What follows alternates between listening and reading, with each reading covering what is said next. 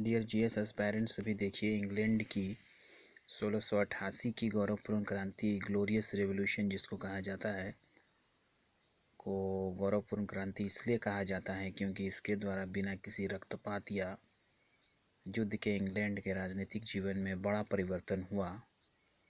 इस क्रांति के फलस्वरूप इंग्लैंड के से निरंकुश राजतंत्रीय शासन का सदा के लिए अंत हो गया। उसके स्थान पर देश का शासन संसद के हाथ में आ गया। सन 1688 में राजनीतिक नेताओं ने जेम्स II के दामाद विलियम व उनकी पुत्री मेरी को संयुक्त शासक बनने के लिए आमंत्रित किया।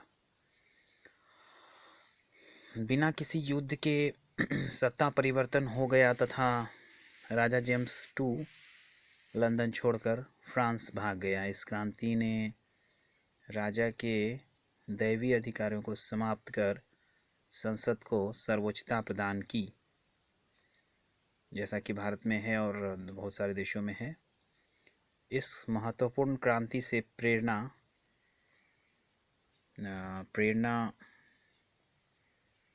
लेकर फ्रांस, रूस, अमेरिका आदि देशों में क्रांतियाँ हुई, जैसे फ्रेंच रेवोल्यूशन, फ्रांस की राज्य क्रांति, रशियन रेवोल्यूशन इत्यादि।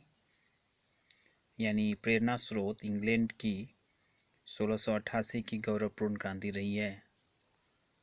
यहाँ स्टैच्यू ऑफ लिबर्टी देखिए।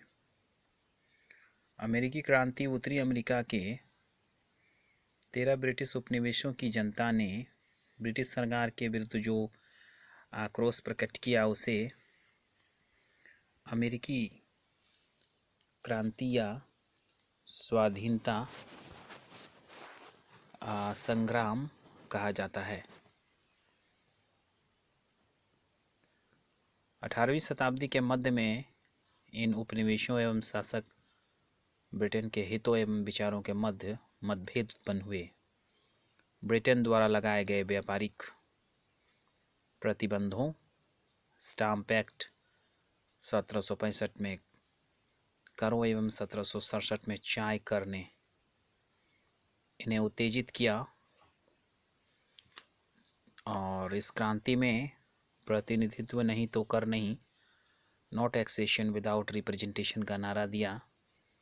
क्रांति का प्रारंभ बोस्टन टी पार्टी की घटना से हुई, जहां अत्याचारी और अत्याचारों के विरुद्ध स्वरूप बोस्टन के बंदरगाह पर मजदूरों ने चाय की पेटियां समुद्र में फेंक दी। 1773 ईस्वी में ब्रिटिश सरकार का दमन बढ़ाने पर 1775 में क्रांति हुई, जिसका प्रतिनिधित्व जॉर्ज वॉशिंगटन ने किया। यह क्रांति 1781 ईस्वी में स्वाधीनता के साथ समाप्त हुई। 4 जुलाई 1776 को स्वाधीनता का घोषणा पत्र जारी किया गया, जिसमें कहा गया था कि सभी मनुष्य समान हैं, उन्हें जीवन, स्वतंत्रता, खुशी एवं प्राकृतिक एवं अप्रतिदेय अधिकार प्राप्त है। इसलिए जब किसी सरकार द्वारा इसे भंग किया जा रहा हो तो उसके खिलाफ क्रांति करना न्यायानुमत है, न्याय के अनुकूल है।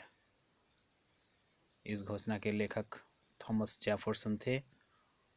बाद में वह अमेरिका के तीसरे राष्ट्रपति बने। यानी जॉर्ज वॉशिंगटन के बाद उपनिवेशों को इंग्लैंड के विरुद्ध सफलता मिली।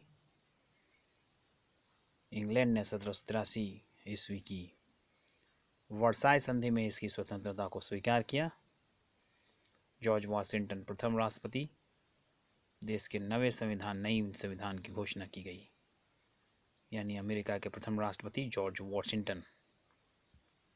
फ्रांसीसी क्रांति 1789 निरंकुशता के एक विरुद्ध था।